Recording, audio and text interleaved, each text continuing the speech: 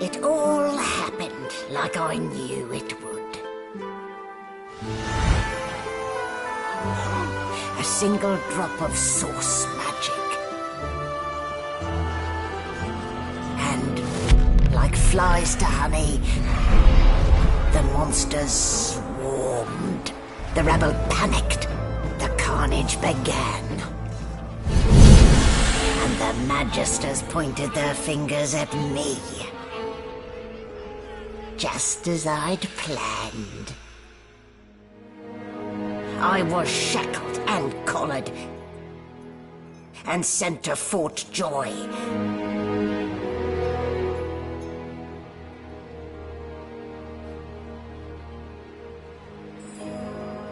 I'd come here to kill Godwoken. But instead I became part of their story.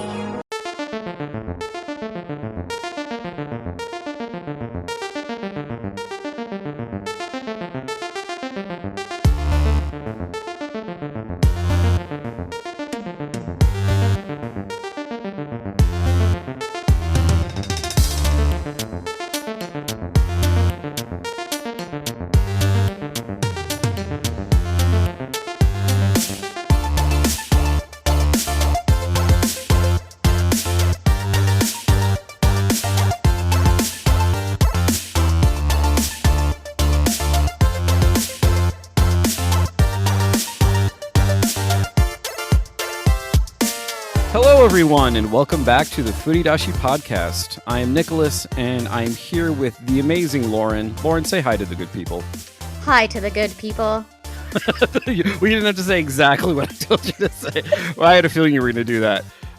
So today we wanted to, well, first of all, I would like to remind everyone that in our previous two episodes, we had an amazing interview with the duo that make up Square Weasel Studio and their wonderful game, The Remainder. If you have not checked out The Remainder, please go do so right now.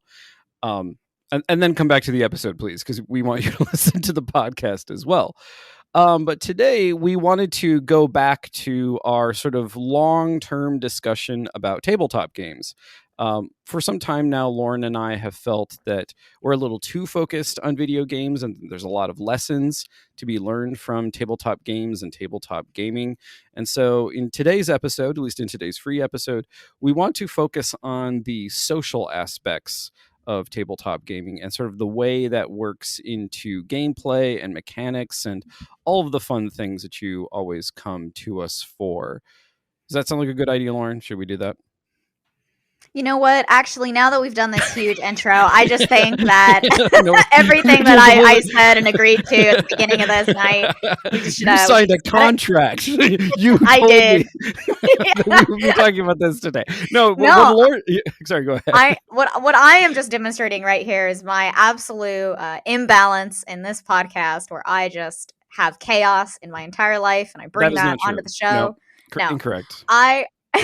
I absolutely been wanting to talk about this because I've been ruminating on when you look at multiplayer video games, right? And when you look at single player video games, a lot of people, right, have those two big categories.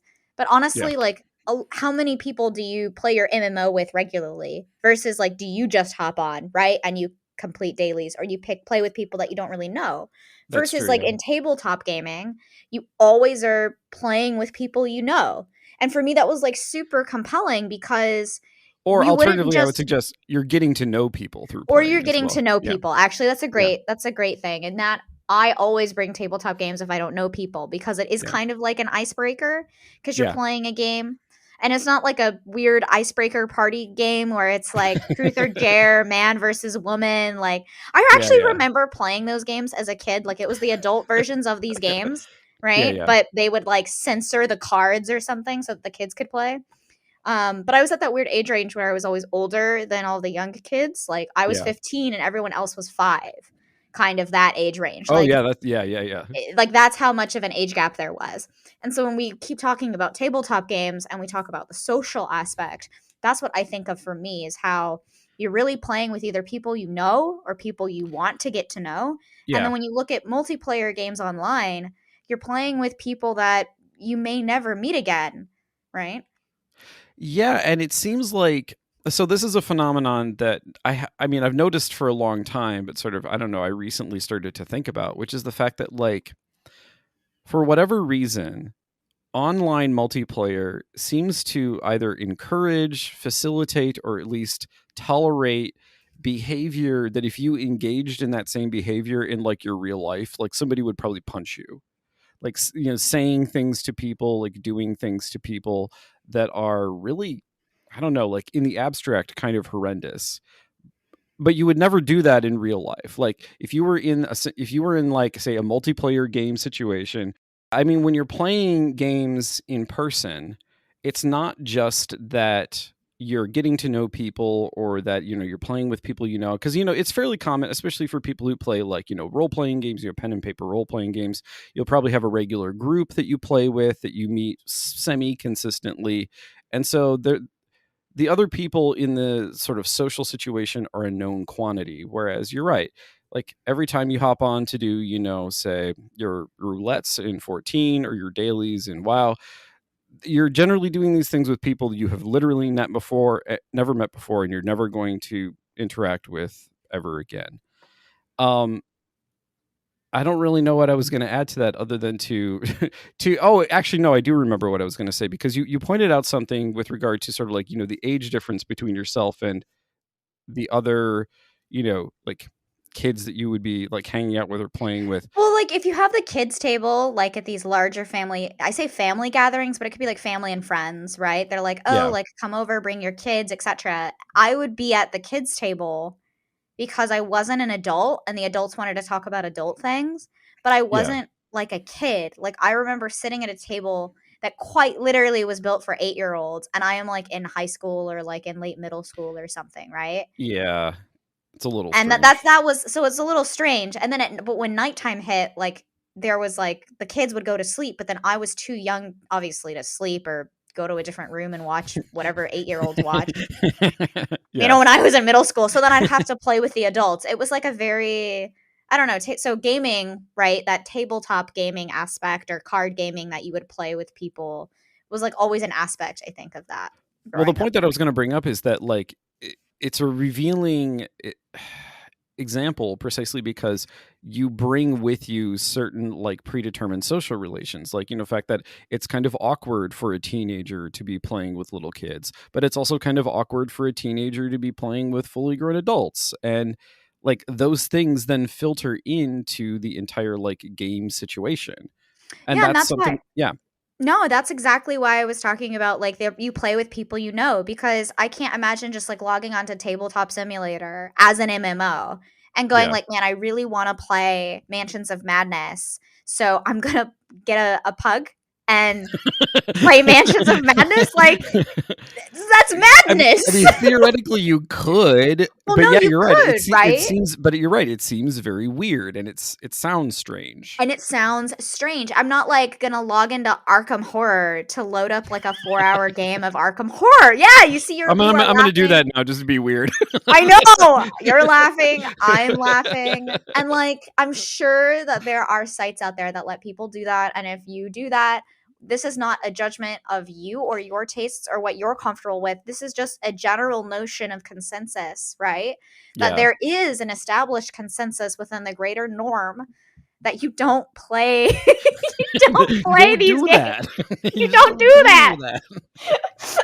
That is not Okay, done by actually, no, one such as I'm really yourself. glad that you brought up the issue of norms, because the thing is, like, norms seem to have a stronger pull, a stronger sense of like governing how the entire like gameplay and game space are supposed to work, because and I think that's really sort of like what I was starting to feel about the way a lot of people behave in online multiplayer situation, because the norms, they're not abolished, but they're kind of suspended during the period that you're playing online. Like, you will eventually return to the norms of your daily life, but in that moment, I mean, possibly that's why it's, you know, satisfying for a lot of people, because it provides an escape from those norms, but also possibly it contributes to a lot of, shall we say, toxic behavior that often has to be moderated and dealt with by community managers who don't sleep very well, and et cetera, et cetera, et cetera.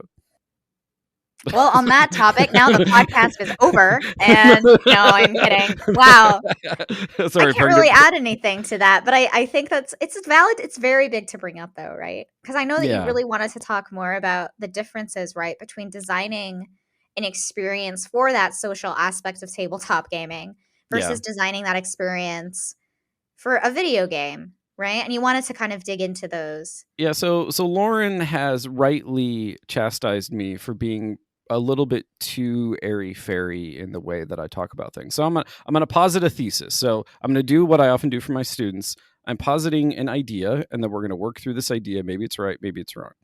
So when Lauren and I were talking earlier, one of the things that I pointed out is that conventionally, so like historically, or just like the way it happened to be over the course of time, tabletop games, which precede video games by, thousands, at least hundreds, maybe thousands of years, that over that period of time, because of human culture and history and all of those things, like certain conventions, certain norms were created around the idea of how like board games and card games and things of that nature are supposed to be developed and designed.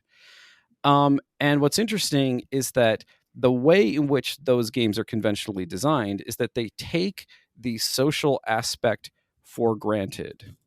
So, what does that mean? It means then that if you wanted to design, say, a single player tabletop experience, you actually have to think conscientiously about how to build that into the game, precisely because tabletop games conventionally or historically don't really take that into consideration.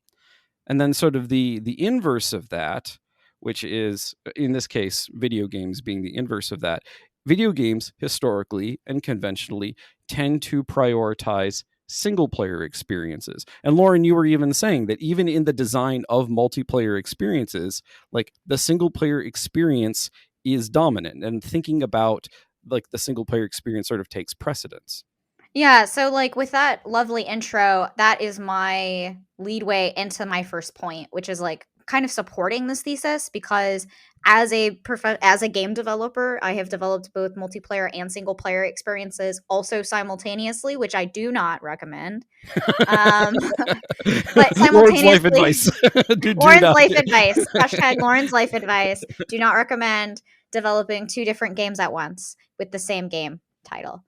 Um, and I think for me, like what I posit or what I talk about right now on this on this podcast is that when you design a multiplayer experience, or maybe more largely when you are designing a video game experience for a single controller, right? And for Yeah. a single human piloting that controller, there is a large aspect of individuality that that controller and that person controlling it, right, Yeah. bring to the experience. Yep. So a lot of the design of multiplayer isn't about the actual multiple people playing it. It's actually about the interactions of the actions that the two controllers can take against each other. Yeah. And so my kind of theory or my point for this would be probably, I mean, because we're doing this all ad hoc, that's how we do it here, would be Yeah. something along the lines of in order to design a multiplayer experience in a video game, you have to design a really amazing single player or individual experience first. Because Yeah. that individual experience of your game then allows you to actually create the multiplayer interactions that lead to a better multiplayer experience. Yeah. Versus when you are doing a tabletop game, you have to start at how all of those interactions and the game itself push onto the players. And so it's almost a weird kind of like it's a weird dichotomy where like I'm thinking more about the individual player when I am making a multiplayer game, right? Yeah. Like I did some Unreal Tournament way old back in the day. Back when you downloaded UT, not Unreal Engine. Um, and no, and I bring that up because like that is a multiplayer. That was very much multiplayer, right? Arena shooter. Mm-hmm. And so when I designed like some maps for that, or I would just like copy paste and like do weapons and stuff, it was not about It was all about the interaction of how like my waffle gun, because that's what I made, I shot waffles, would interact, right? And how it would stick to the wall and what that environmental interaction would do. But like the map was a different piece, right? The gun was a different piece. Yeah. Right? These are just different pieces of a larger milieu. Versus if Yeah. I was designing, I designed like a single flag, capture the flag game for a tabletop, Yeah. right? And this single, while it was still capture the flag, right? Same as like you would see in an arena shooter or the payload, right? In Overwatch. Yeah. Yeah. In a tabletop game was more about the game and then having tons of choices and tons of like, it had a movement system similar to checkers.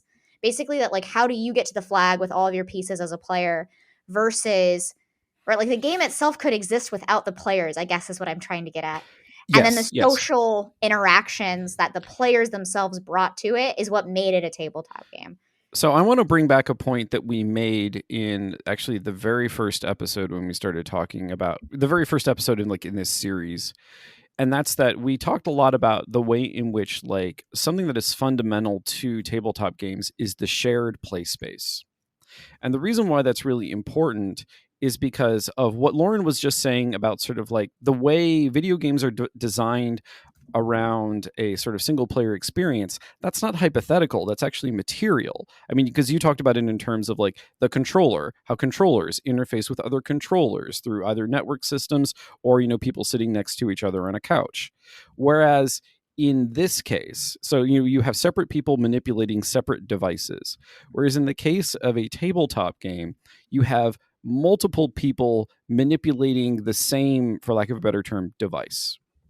And that is the shared play space. And so even if you're talking about, say, like deck builder games where like, you have your Pokemon deck and I have my Pokemon deck, we're still manipulating a shared play space in a way that is fundamentally different from how you interact with the controller that connects to your console, that connects to other consoles, that connects to other controllers, et cetera, et cetera, et cetera.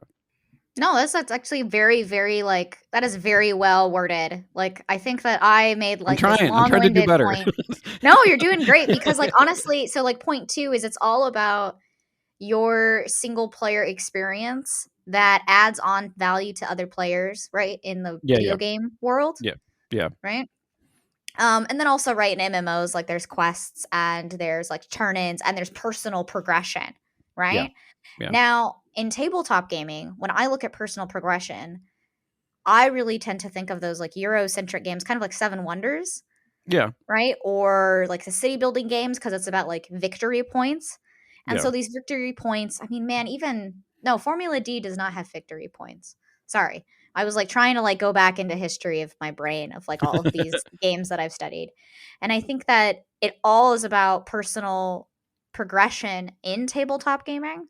Yeah. So this is almost, but the majority of tabletop gaming that we talk about when we think social, we're thinking of something that is maybe more cooperative versus competitive. It could be cooperative or it could be competitive. Because, like, I mean, so, okay, let's move away from board games for a second. Let's talk about, say, like role-playing games, like tabletop role-playing games. Yeah, let's move into role-playing games, which are maybe more cooperative. Well, I think they combine elements of both. That's why I wanted to move into that space. Because the thing is, if you are in a group, like let's say you have your GM and maybe I don't know, like 4 people in a party, like a classic like 4-player group.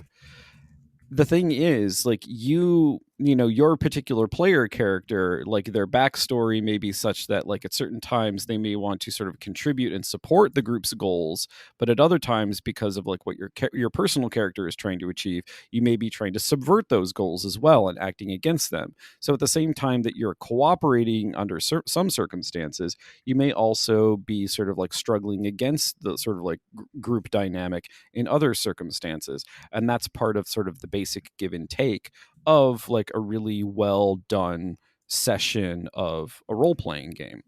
I mean, because we talked about this when we talked about role-playing games in previous episodes, which is that like, if you take the Pathfinder model can be kind of tedious precisely because it feels like you're playing a like video game role-playing game, but in a tabletop setting. Whereas if you're talking about sort of like, the older games like, I don't know, Shadowrun or GURPS or D&D or Rollmaster, or like insert whatever like pen and paper game you want. In those games, their worlds also encourage you to think in sort of in areas of gray. Like, it's not about like, I am a good character, therefore I do all of the good things. It's more like, I'm playing a person, and the person has conflicted motivations, and so will take conflicting actions depending on the situation. Whereas board games, since like they're more mechanically driven, don't always allow for that. They can build it into them, but they tend not to. So it actually sounds like this is a counterpoint that you're making, where like A little bit, yeah. role-playing games tend to actually fall into more of a what we would consider multiplayer video game design philosophy, where it's the interactions of those players and how they interact with one another that actually leads to a multiplayer element, versus because the game cannot exist, right, without those players. That is true, yeah. Versus a more mechanically driven board game, which can exist. Yeah. Now, I really like this point because a lot of modern multiplayer video games have come out of the role-playing tabletop directly community. Out of. Yeah, if directly. Not directly out of, because a game that I wanted to bring up was Divinity Original Sin 2. Oh, that definitely comes directly out of. And that definitely comes directly from it, but it was something that I was thinking about, where that game could exist without the players, but is fundamentally an interesting kind of experience for me of not being a cooperative game in the beginning at all. Like, I do not have to work with my team. Now, my team eventually will like either kind of get forced along with me, if that makes sense, right? Because my team is, if I'm playing it with multiplayer, I played it with 4 players. So there was one for each of us. Yeah. It is a 4-player max co-op game, I guess. It's a 4-man, right, D&D party. Yeah. Or Divinity party. And I think what's interesting is that we all had to like force each other to work together. And then there is a point in the game experience where now they're like, you guys are a team or are a group. And then, right, spoilers, like not spoilers, it's in the trailer, you all fight for divinity or whatever, right? Yeah. And I think what's really fascinating is that they kind of made that meta experience of a PvEVP kind of game into like the narrative. And I'm not saying they did it well, but what I am saying is like it was like an academic example of this is a game where you don't have to play together, but you are. Now it's a game where we tell you you should play together. Psych, we promised in our marketing team that there was going to be a specific ending, and so now you have to do this. Lauren, stop bagging on. Larian, I have been playing Baldur's Gate 3 since it came out in 2021. Do not sue me. Sponsor us. If Lauren's like, look now, I bought it that week. Okay, I suffered through all of your save state files. I can see where it could be construed as a counterpoint, but let me how about a counterpoint objection? Counterpoint. Yeah, objection. No, actually sort of like revise my earlier claim a little bit, because I think you have pointed out a sort of an important flaw in what I was arguing. Okay, so the thing is, like, going back into sort of like the tabletop role-playing setting, so the pen and paper role-playing situation, the fundamental difference in sort of like that social, so yes, you can reproduce that social situation in the context of a video game. I'm not disputing that at all. That is correct. Okay. But I think what is fundamentally different is that when you're talking about sort of especially like the recurring cycle of playing with a particular like group, especially with role-playing games, the thing is, if you start to behave in a like antagonistic way that actually then starts to threaten not necessarily like the dynamic of the group in game, but like the group of people that you play with, the human beings, like then you're going to invite all sorts of like weird sort of like metagaming situations where like the DM may have to talk to you to sort of like get you to like damp down on your toxic behavior. Like that is a kind of thing that like the video game version of that experience doesn't quite account for. And so like that's what I meant earlier when I was saying like you bring your sort of pre-existing social circumstances to the game, and then that sort of gets incorporated within them.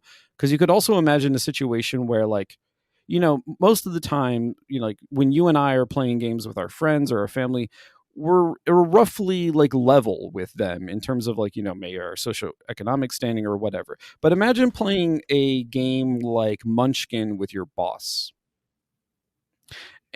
and especially like a boss who has like direct control over whether or not you continue to have a job. And sort of like, you have a regular group and you're playing Munchkin every weekend. For those of you who don't know, Munchkin is a game that actively encourages people to screw each other over. And so what happens if like what happens in the game doesn't really stay in the game? It starts getting translated into, your broader life. And in a situation where someone has like direct power over you, they may take certain things in stride, but if they're an asshole, they might start to be petty about it. And so that's the point that I was trying to make earlier about sort of the way in which like your pre-existing social circumstances get worked in a way that maybe it's possible to actually simulate that or do that with a video game, but I think it's much harder. I think that that is an aspect that I wasn't considering in your argument originally, Because which I is didn't say that, it. yeah, because you didn't say it. Thank Yeah. you thank you for clarifying, because I think for me, that's the issue of, or that's the insight. That's the insight of recognizing that when you are playing a tabletop game, whether it is through Tabletop Simulator or in person, you are actually able to change player behavior in a way that a video game doesn't quite allow. And I Yeah. think the game enables player behavior to change a lot more drastically. So, Yes. for example, you were talking about how like the DM could call you out on your bad behavior and go like, "Yo, man, I'm going to kick you from the group if you unless you stop being petty. Like, Yeah. this is ridiculous." Or just outright, if your character tries to steal from another character, Yeah. go like, "We said that like we are a good group here. Your characters look lawful. They're not going to steal." "Oh, well, Yeah. I'm going to go be chaotic now." "Okay, fine. But no, like you're not No, stealing from that group." or there's going Like, to be consequences for you or there's for going you to be doing that. consequences, and also I'm going to kick you out. There we go, right? Like, you know what I mean? Like, depending on Yeah. why the person is Yeah. stealing, right? Exactly. It's Yeah. because you're bringing that into it. Even in a game like Seven Wonders, where it's just about, right, living through each, right, first phase, second phase, and third phase Yeah. of one of the seven wonders of the world, right? You're just Yeah. kind of building up this empire. You don't actually really like inflict or antagonize others, but you do see different cards, and those cards can be good or bad for you, and you can also see how many victory points or how many wonders, right, people are building. And so Yeah. that's actually a way of you reacting to what other people are doing. And I was going to use this argument as kind of a, okay, like antagonistic, it's your personal progression argument. But what I'm actually realizing is that because I'm bringing myself to the game Seven Wonders, and Seven Wonders doesn't really need me, like, doesn't know my background, but I'm able to use my background and use the psychology of the players that I see across the table. Yep. It has to be designed, right, as that tabletop game.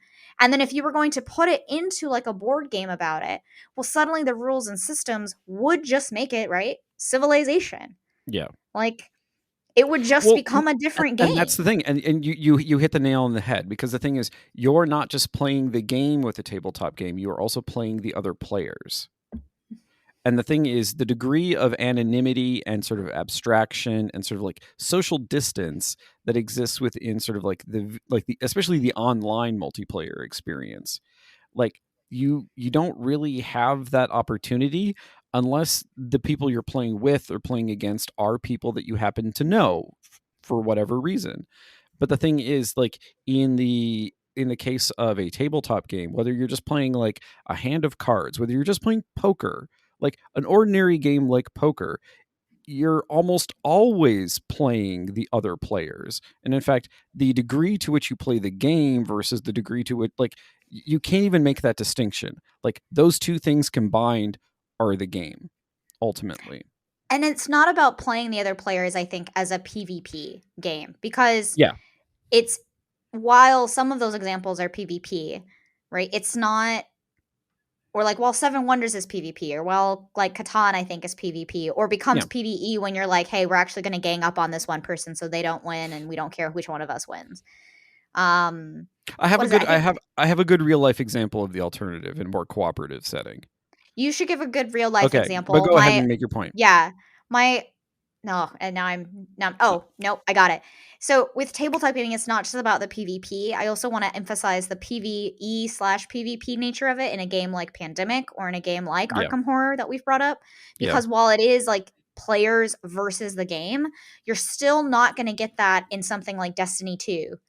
Because Destiny 2 is still, you are playing the game and the players are playing the game around you, like with you, or more like alongside you, but their damage numbers, right, are theirs. Your damage numbers are yours. But in a game like Arkham or in a game like Pandemic, where they choose to go on that map, how they choose to deal with those monsters, that directly affects you in a much more interesting way than even if like a PvP match in a multiplayer game, because like you can blame other aspects of it. Well, also there's a thing that so Lauren listed a number of Fantasy Flight games, and this is something that is common in the games that they put out, is that they often... I am just a big Fantasy Flight fan. I think that too, like at the end of the day, like I would like to reiterate that if Fantasy Flight, now unfortunately owned by that giant conglomerate that has bought all tabletop companies, wants to sponsor us, we are more than happy to be sponsored. Yes, we are looking. We should actually just market that as like an episode. Hi, we are looking for sponsors.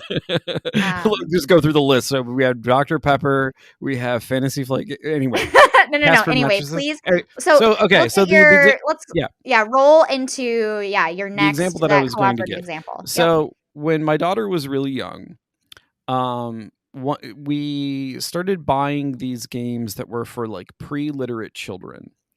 And some of them were older games like Hi Ho Cheerio. But then also there are companies that do sort of like pseudo educational / like cooperative games that are designed around like building social bonds between parent and child, which I think is bullshit, but they're very fun games. So I didn't care about all that stuff.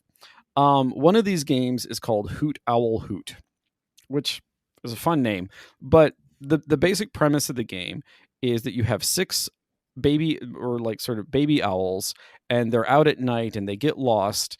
And then the game board is sort of, the way it's arranged is that you have to sort of navigate the baby owls back to their nest before the sun comes up. And the reason why this is a cooperative game is because it's designed around the assumption that a parent is playing it with a child, or like some older person is playing the game with a pre-literate child. And so then the idea is that not only are the 2 of you or 3 of you, or however many you're playing, are cooperating to like play the game, but you're also constructing a particular social situation in which the older person is not just teaching the younger person how to play the game, but to how to play games writ large. In other words, the whole idea is that like through the playing of this game and games like it, you are learning the social rules that are common to all games.